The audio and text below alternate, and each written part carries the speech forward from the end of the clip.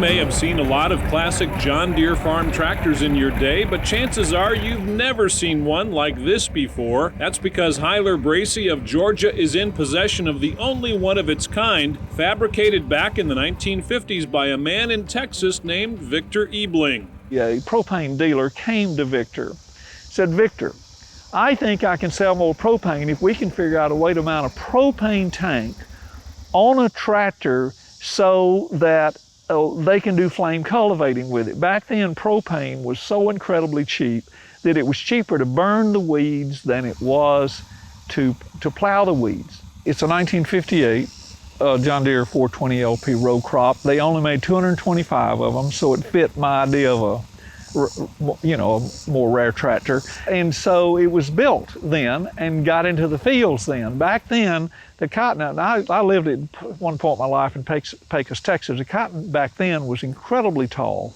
And so this thing would go up over that cotton and do the flame cultivating. So the bottom line, this is the one and only Vix High Track. And that is built on a John Deere chassis. It's the one and only 420 LP row crop Vix High Track. This is it, one of a kind. As intriguing as the story of this unusual rig is, so too is the story of its current owner, Hyler Bracey. Before he got to ride high on the Vix 420, Hyler had a successful career in business and as an author and speaker. But all that came after a life-changing experience. Number one, I got burned in a racing accident in 1970, so it's been forever ago. I was racing in NASCAR short tracks, half-mile tracks. Got in a goofy accident, and what saved my life is I was knocked out, and my fuel cell ruptured, and the car was on fire. That was one thing that happened, is that saved my life. I didn't breathe the fire. Second thing was that track had purchased a fire truck that could get that fire out in a hurry. And so I remember coming to, and of course I was in a lot of pain, but I had a lot of time in the hospital to think about life. And I discovered two critical things about life that have served me well. Number one is there's no guarantee of another day. So man, I have lived a rich, full life. If I think about saying something, doing something, having something, is I go for it. I don't put it off. My goal is to live a life with no regrets. And so far, so good. Today, if something happens to me, I don't know of anything I would regret not saying, having, or doing. And the other thing I learned is I had some other life purpose than what I was doing. And so I got straight about what that was, which was to inspire people to live a healthy, joyful, productive spiritual life. No regrets for Hyler, including the unexpected turn that took him and his wife Cass Flagg into the world of collecting classic John Deere tractors. We've been in the hobby since 2000, and it all started with going to steam shows. I collected those steam whistles, and we would walk through the tractors.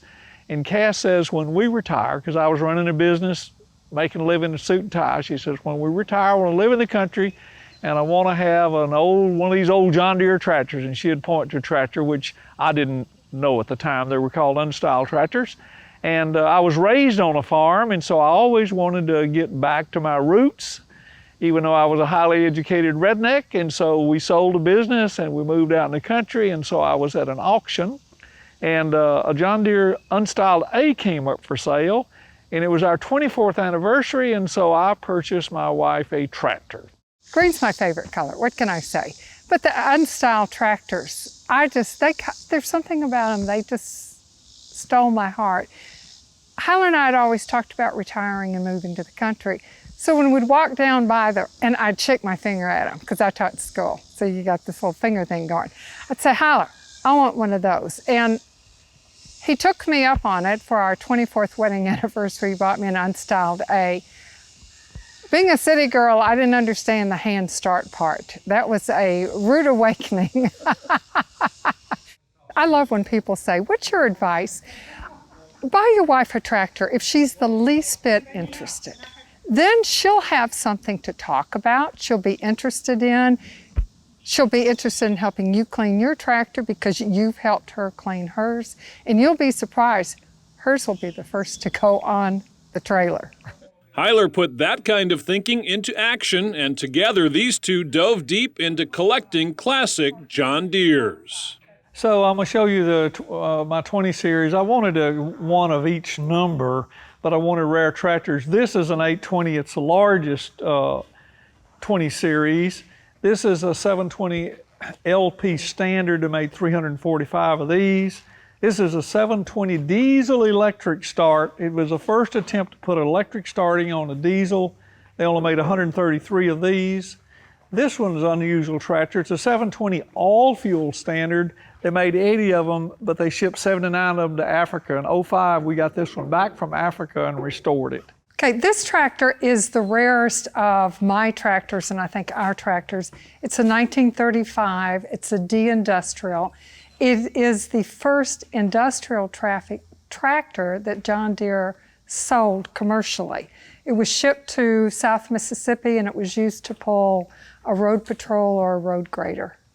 And this is the very first one. They only sold 91 of these, and this is the very first one. As you know, Hyler loves to give me tractors for special occasions. So this is a 1938 unstyled D, has an electric start. This was for my 60th birthday. Yes, Hyler there's no limit to his gift giving.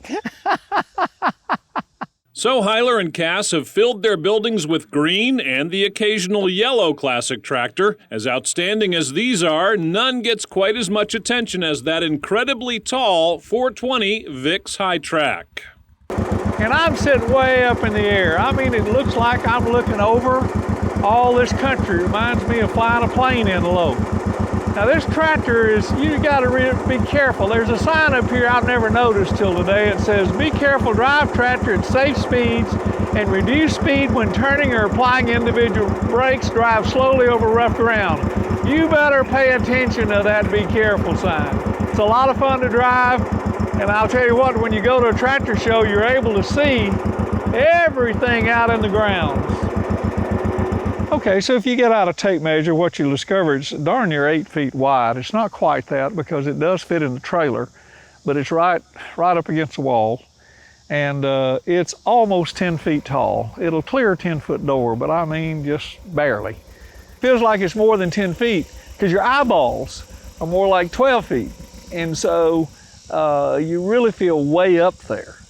And I've never, people will speak to me, "Hey, how's the weather up there and everything?" And so I'll try to find something to say during a parade of power. I said, my mama taught me to never look down on people, but I'm having a struggle at this moment and not looking down on people. So anyway, I just horse around about it. While other hand-built spray rigs were made in the 1950s, most were on 3 wheels. Victor Ebling favored a more stable design built on the kind of iron that would never fail. He did build other rigs using International and Ford tractors, but as for a John Deere, this is it. Only one.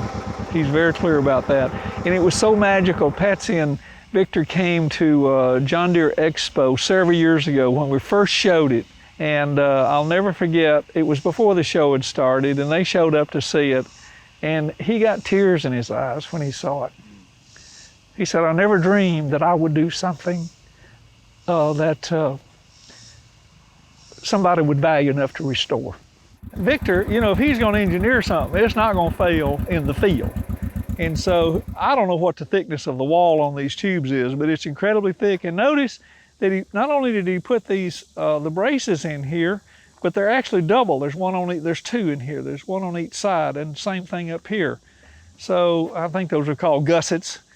One modification Hyler made was the addition of steps to make it easier to get on and off this rig and to make it easier to share the VICKS 420 High Track with a growing legion of intrigued fans. Kids love it, and so we have steps on it, and we invite people. Anybody wants to take a picture. Everyone loves it. I mean, first of all, how can you hide that under a bushel? When you show up at a show, you go, "Oh, look at that one." And so it's kind of the surprise. It has that wow factor. I'd say my favorite thing is the joy that it brings to others, the joy that it brings to the kids that get on it and get a picture taken. The people who are very curious about what was it for, and learn more about the flame cultivating, because a lot of people don't even know that existed or why it was done. One more thing gets people's attention. That's when Cass rides a John Deere garden tractor and Hyler drives the Vix High Track. Don't try this at home. Oh, yeah, well, some parades of power, it's kind of amusing. We'll take a garden tractor, John Deere garden tractor, and then Cass will stop. She'll be in front of me, and I'll drive over her, and then I'll stop, and then she drives underneath me. It's really quite amusing. It brings a lot of laughter to the crowd.